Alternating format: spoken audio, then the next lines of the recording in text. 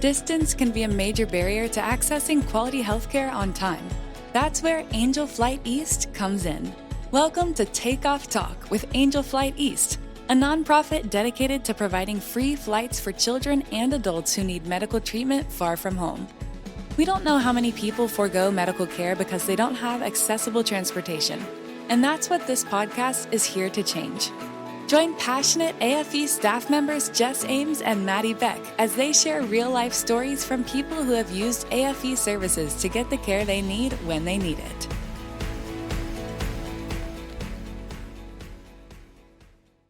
Hey, frequent flyers. Welcome back with another episode of Takeoff Talk. You're here with me, Maddie. And me, Jess. And today we have Pilot Rob. Hey, Pilot Rob. Good morning. So, Rob, can you tell us a little bit about your background as a pilot in general? Sure. So I learned to fly at great government expense in the Air Force. So I went to the Air Force Academy, and from there, about half of the class went to pilot training. So if you're medically qualified, they really want you to go to pilot training. So I didn't have any nasal polyps or, on my eyesight, I didn't wear these back then. And so I went to pilot training. I went to beautiful downtown Del Rio, Texas, and went through basic pilot training there. And then, so at the end of pilot training, all your instructors get together that have had you over the year. And then they rank you to, are you single seat qualified or not? And if you're single seat qualified, that means you can fly, fighters, you can be an instructor, you can, other reconnaissance aircraft, stuff like that. And if you're not, then you go and you're a co-pilot in a, cargo plane or a B-52 or a tanker or something like that. So if you're in the top group, you can add, and then you have we called it your dream sheet. So you fill it out, and on there you say, and you can pick, what airplane do I want and where do I want to go in that airplane. It's a dream sheet, and we all know what happens when you wake up. Maybe it happened, maybe it didn't. So anyway, I was one of the good, one of the fortunate cases. And so I got my first choice, an F4, and I got my first assignment was going to Kunsan, Korea. So Korea, it's a lovely country. They're wonderful people. I really like them a lot. The place where the Air Force Base is in Korea is not a very charming place. It's in the middle. It's 3.5 hours from Seoul and nothing but rice fields around it. And the major industry in town was a glove factory. So in the summer, it smelled like 10,000 dead horses. And they also had dried fish. So they just had these big chicken wire things up there, and they caught fish and dried them. So in the summer, but in terms of flying, it was a wonderful place to fly because there were only 3 rules. You couldn't fly over North Korea for obvious reasons. You couldn't fly over the other U.S. air base for obvious reasons, and you couldn't fly over the president's house. But other than that, it was pretty much surface to the moon. There were a couple of airliner routes, but it was just that you couldn't go in, but we didn't care about those. Those were way above us. So anyway, it was a wonderful place to go to learn to fly. So I flew there for a year, and then I went to Las Vegas and flew there for 3 years. So that was my Air Force flying experience. Did you gamble while you were in Vegas? I'm sorry? Did you gamble while you were in Vegas? No, I have no interest in gambling. Wow. No, it just gambling. That would not be Jess's story. Yeah. That's for people. That's a game for people who can't do math. Exactly. Like I said, it's Jess's story. I started working on my MBA while I was there, and one of the guys there was the chief operating officer of one of the hotels. And he said, look out the window. He said, see all those hotels and all those cranes up there? He said, those are not being built by the winners. That's true. That is a very true statement. Probably true. So how long have you been flying with Angel Flight East, and how did you hear about us? I should have looked that up. I can tell you. So I can tell you how I learned about you guys because so I didn't fly for a very long time. Oh, that's back in the dark ages. That's 2019. Angel Flight East, my 9th flight was in 2019. So I think about 20, Angel Flight 5, Angel Flight, Angel Flight 1, I think is about 2016 or 17. I could find it in here. Anyway, about 2017, I think was my first Angel Flight. And I think yesterday was number 44 or 45. Wow. Yeah. I want to get to 50 before March. So, and I can do that. I've got a pretty good deal. So anyway, so I didn't fly. I got out of the Air Force and I went to graduate school. Didn't fly for, I got out of graduate school and I got a job and then I got a wife and then I got a kid, normal things. And I got a mortgage. There was no flying in there. And in about 2015, we had moved here to Pennsylvania, and my wife said to me, she said, if you're ever going to fly again, you ought to think about it and get on with it because you're not getting any younger. I went, that's probably true. Because while I was in the Air Force, I got my civilian license also, and I was an instructor in normal 172 kinds of stuff at some of the places where I was stationed. So I went back to Brandywine Airfield and got qualified, and then I went over to Wings and got checked out in a Cirrus.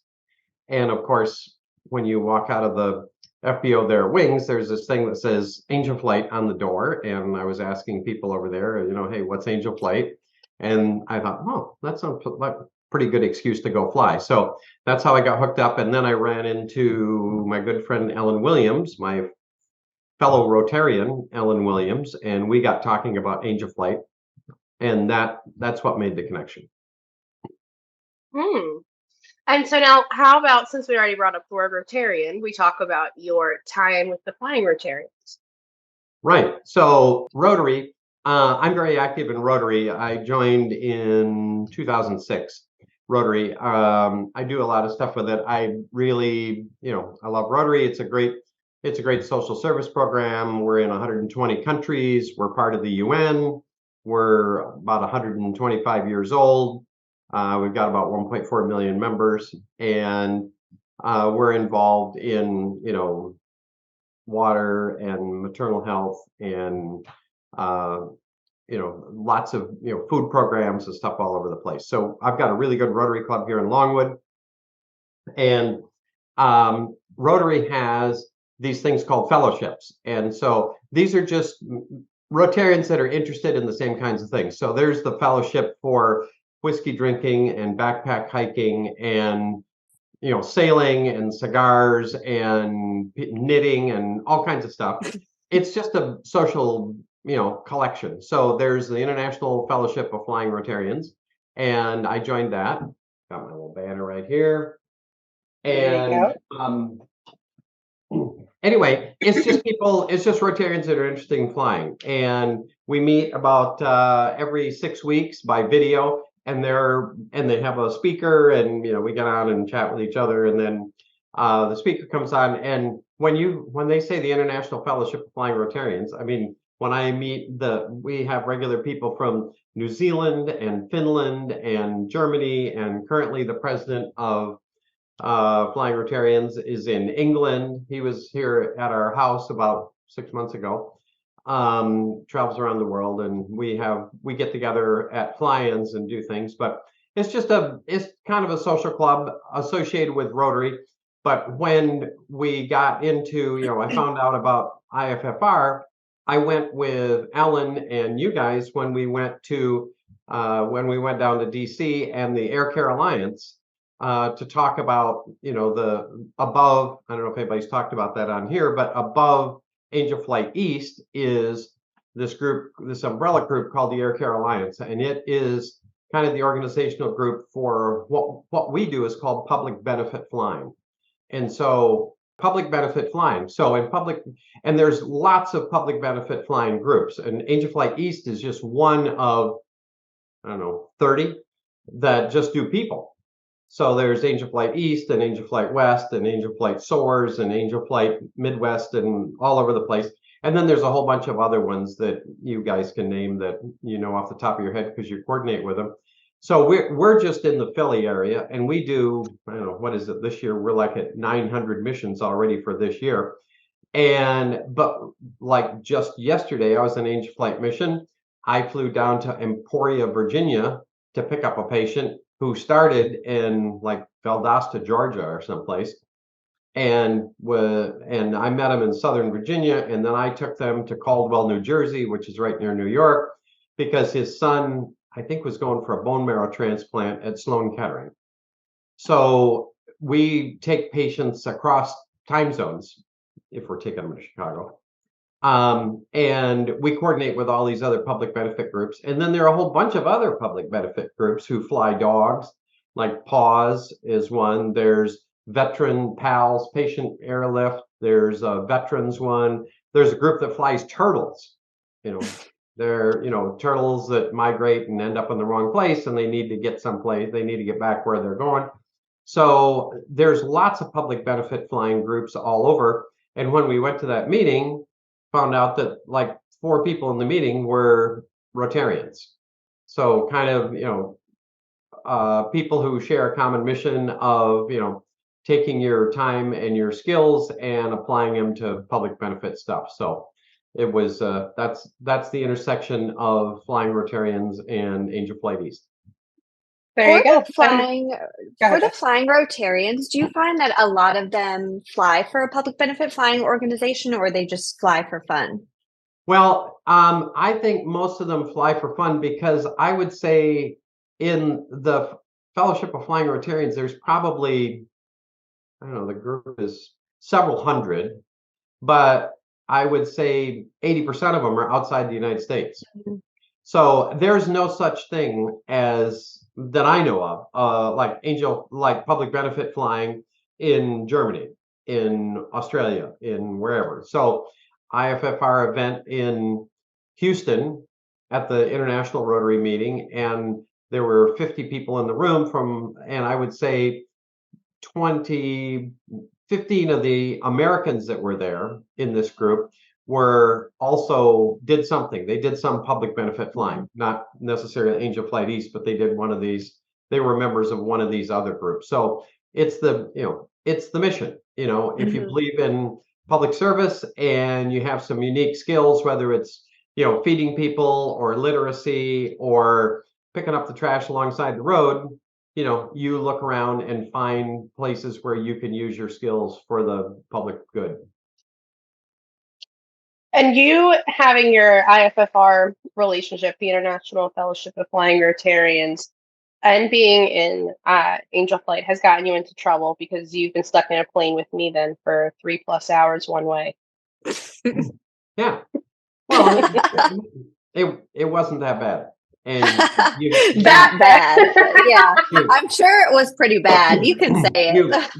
You didn't scream and you didn't throw up, so I win. I get a bonus point at least. Exactly. Yep. Do you have a favorite Angel Flight or a favorite passenger story that you want to talk about? I'd seen that with other ones, and I thought about it. I suppose this spoils the whole point of this, and you'll edit this part out, but no, not really. It's just, I think they're all special. They're all interesting and in their own way. Sometimes, it's just an Uber ride. They come out, they say hello, they say thank you, they get on the airplane, they don't scream, they don't throw up.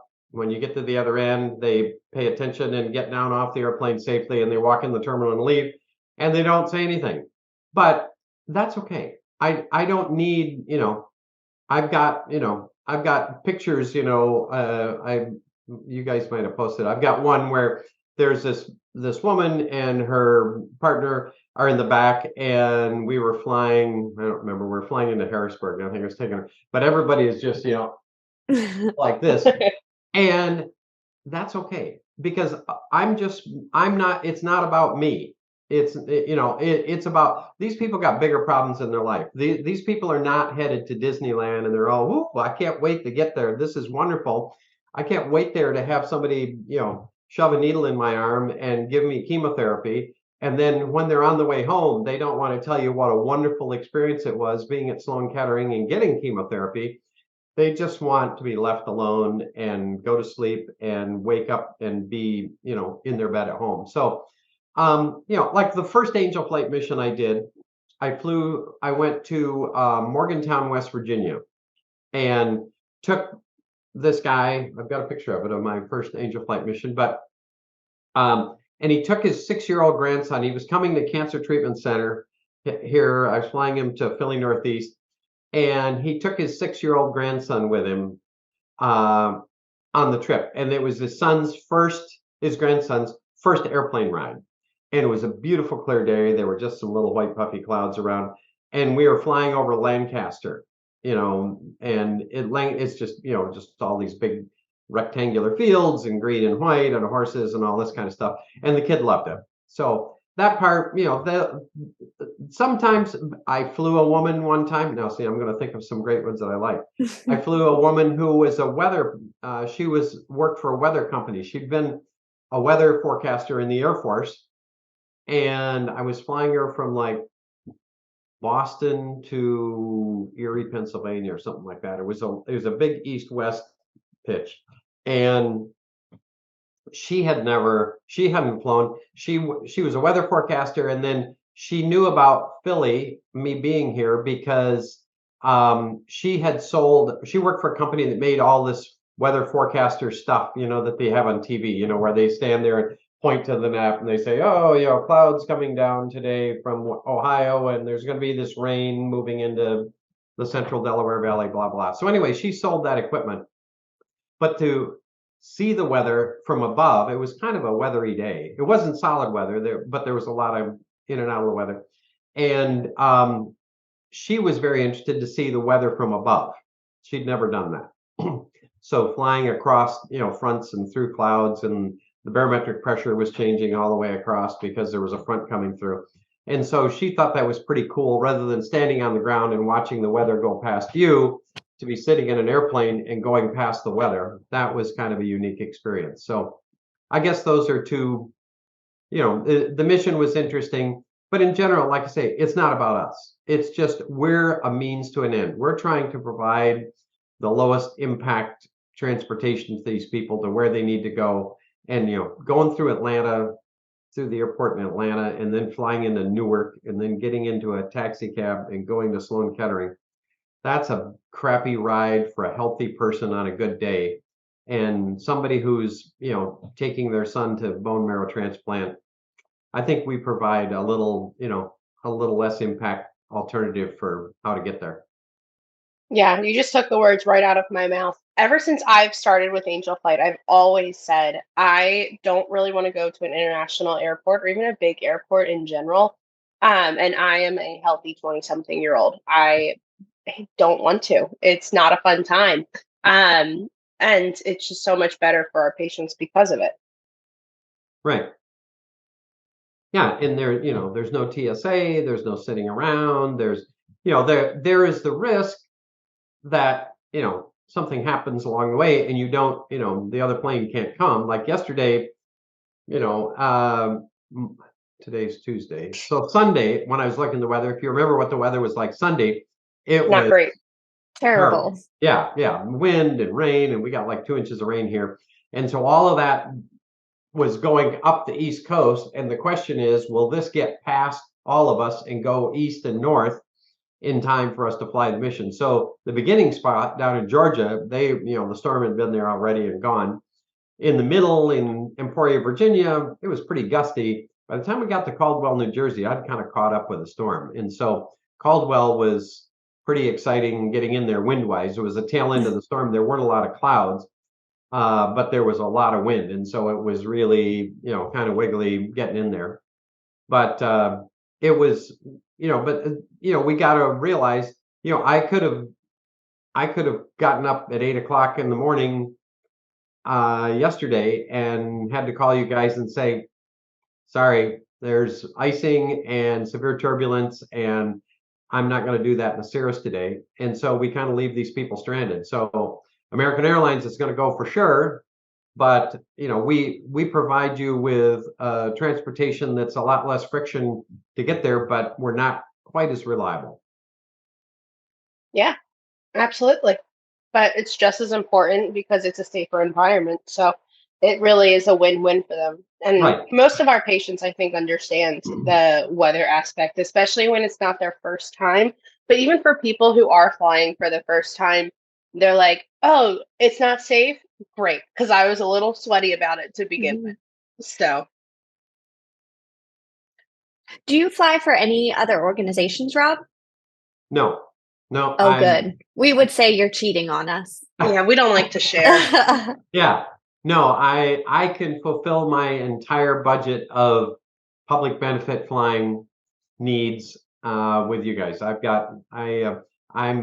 I'm retired now, and so when my email pops up and says, hey, there's a flight from A to B next Tuesday, that's I can jump on it and do that. Yeah, we like to keep you busy. I like to be busy. I like to, there's some routes that are more fun than others. And, and like yesterday, one of the unique parts of yesterday's mission, I've never been to Emporia, Virginia. It's a little 3,300-foot strip in the middle of nowhere. There's not even a flying school there. There's just, an old guy and his dog in the FBO. Lovely guy. He's been there 16 years, and he works for the county, and he's the FBO, and his dog, when I pulled up, his dog runs out barking. We're for make sure everybody knows there's an airplane here. And so that was interesting. And then I'd never been to Caldwell, New Jersey, so that was another thing in its own right. So it's very, I got 2 new airports on my list yesterday. That's awesome. I feel like a lot of pilots always say this gives them a reason to fly and also go to places they have never been before. Absolutely. And I'm always shocked that they say they get bored of just flying to lunch all the time. But if anybody's listening, Maddie and I like to go to lunch. We love flying to lunch. So you can definitely fly us. Okay. Well, and that's true. A lot of people, you can fly. Like I have a friend here that likes to fly. And so like we go to, Cape May.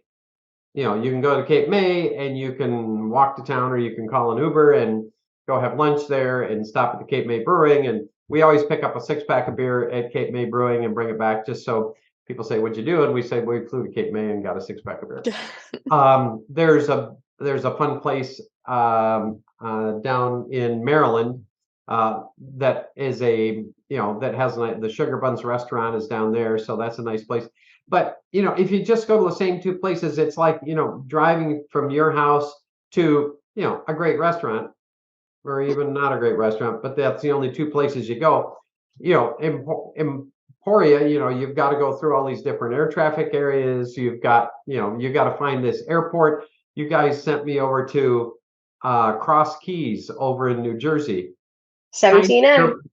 Tiny airport in the middle of a bunch of trees, in the middle of a bunch of house trailers. And I was there at like 7 o'clock in the morning, like 5 minutes after sunrise. That was not trivial to find, and then not trivial to get out of in the morning. So, that was pretty cool going into Caldwell, New Jersey. Another place. It's right in the middle of Teterboro, Westchester. It's 5 miles from Newark, is right over there, and LaGuardia is right over there, and way over there is JFK, and there's airplanes going in every direction. So you really you have to up your game to go in there, or we go to Boston. So the every airport is different and has its own unique things, and then every day is different. Though if you're just flying for fun, you're gonna, a day like today would be great. There's no wind. There's, it's a beautiful bright day. Sure, let's fly down to, Easton, Maryland, and get, lunch, but it's just a easy peasy stroll down there and stroll back, as opposed to yesterday where there was weather, there was icing, there was traffic, there was a TFR. So Biden was in Philly. So getting into and around, getting out of, around, and then back into Philly yesterday was, so it makes it's more of an intellectual exercise to make it work, other than, the flying part is fun. But the real reason I do this is because I have to keep learning. I have to keep doing things. I have to stay in the books. I have to, read it, look up on the weather. I've got to learn a new airport. I've got to learn new approaches. I've got to, find out. You just have to keep learning. You don't just, I could just sit around and, scroll through Facebook and, slowly watch my brain deteriorate.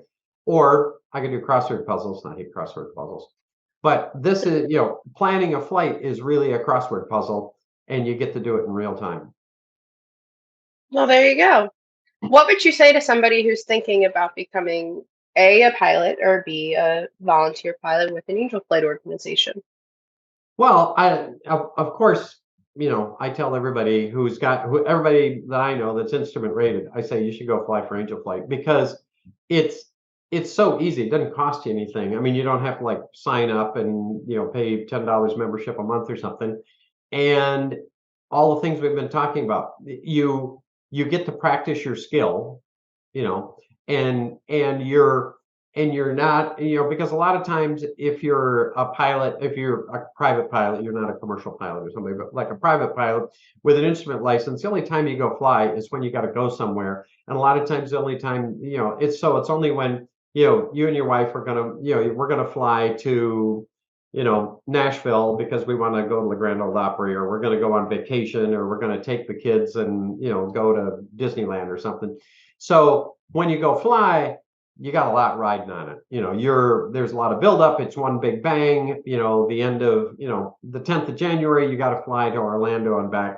So there's a lot going on, but you only do it once, and you don't have to, you got a lot riding on it. And they always say the reason the airlines are so successful safety-wise is an airline pilot has no vested interest in making it to the destination. That pilot, if, go to Orlando today, don't go to Orlando today. I'm going to get paid the same amount. So when you have to make safety decisions, when you have to say, gee, I don't know, is the weather too bad? Is there a problem with the airplane? I don't feel so good, doesn't look right. I don't want to do it. The pilot can go, we're not going to Orlando, because he has no vested interest in going there. And so they make better decisions. A lot of private pilots don't make good decisions because I got to be in Orlando by 5 o'clock this afternoon because I've got a hotel room. I've got my wife. I've got my 2 kids. I'm meeting my brother-in-law there. And we've just paid $5,000 for 8 days in Orlando. And so you've got a lot of get there-itis, on you. That's a lot of pressure. And flying with Angel Flight, it's more than once a year. It's challenging flights, but there's no pressure to get there. If I open up the weather for my mission tomorrow, and then tomorrow morning I open it up again and I go, I can't do it. This isn't for me. I just call my good friends Jess or David or Maddie and say, this is beyond my skills for today and I'm not going to make it. And you guys always say, okay, we got that. And thank you very much. And we'll get you on a mission next time. And there's no pressure on me. You don't shame me and say, what are you, weenie? It's not that bad. There's a little bit of wind out there, but get out there, which is good. The first time I canceled an Angel Flight mission because of weather, I really felt terrible about doing it. And you guys made it so easy. And the next thing that happened, 2 minutes after I said I couldn't make it, I got the all pilots text that said, hey, we've got a gap here in our schedule for this afternoon. Can anybody take somebody from Olean, New York to, Teterboro? And 15 minutes later, somebody, I'm flying to Cirrus.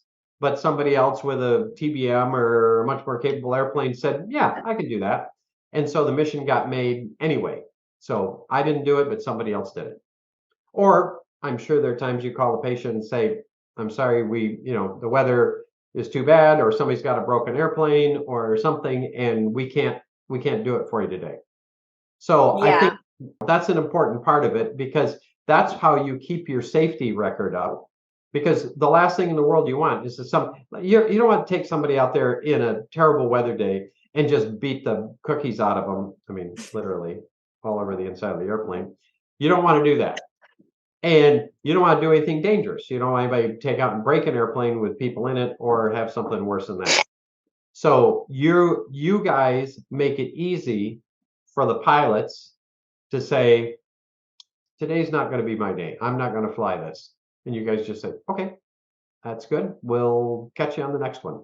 When I first started, a pilot called me and asked what I thought about the weather the next day and if he should fly. And I'm like, I don't know. I am not a pilot and I don't know how to look at the aviation weather. So it's definitely up to you. And we always make that point to any new pilot who signs up with us. It's not like these people need to be there. They're always made aware that the flight could be canceled due to weather and to always have a backup plan. So nobody should ever feel guilty or bad if they can't make a flight, because we always say safety is paramount on what we do. Right. Yep. Right. And that's what keeps patients comfortable with flying with us, is that we know that our pilots want to go home too. Like, our pilots want to come home to their families and they want to come home to their lives. And it's not just that they're going to fly. Everybody has the bigger picture in mind. Yep. So we should mention that Rob is our Pilot of the Year for our gala in April, and we're so excited that he has genuinely accepted us, because, sometimes people turn us down, but you definitely deserve all the recognition for everything you do, and we are so appreciative. Well, I didn't know if it was supposed to be a big surprise or not, but it was a big surprise. We ruin surprises all the time. We're not good secret keepers. Okay, well, it was a big surprise to me. Anyway, well, I'm very honored to get this. I love the mission. I love the organization, and there's a lot of things that are fun to do. I mean, the flying part of it, I like doing that. I like being involved in the recruiting, and even when I'm not flying, there's other things. I think being part of the Air Care Alliance and just this overall organization, there's a couple other people, Mark Hansen and others, that are that make it possible for everybody else to do the mission. So you don't have to just be the guy sitting there driving the plane. And if you believe in the mission, there's a lot of other things that are necessary to keep the place running. I mean, there's the dispatchers here that go match up people and places and times and send out the emails to the FBOs so that they know you're coming and all that. But there's a lot that has to happen in terms of, fundraising and, everything from fundraising to have the money to make it happen to the stuff that happens at Air Care Alliance for the legal parts of it, so that people, the legal liability is covered, and all these organizations, we make sure that people have operating rules and, are playing safely and don't ruin it for everybody else. So there's a lot of things that you can do, that I can do and I enjoy doing, that do the mission even when I'm not up in the air moving people around. Well, we couldn't do it without you, and we appreciate you, and we better see you before April 27th. Yes, I will definitely be there. All right. Awesome. Thank you so much, Rob. And thank you for tuning in for another episode. Okay. Thanks much. Good to see you guys. Thanks, Rob. You too. Look forward to the next one. Bye.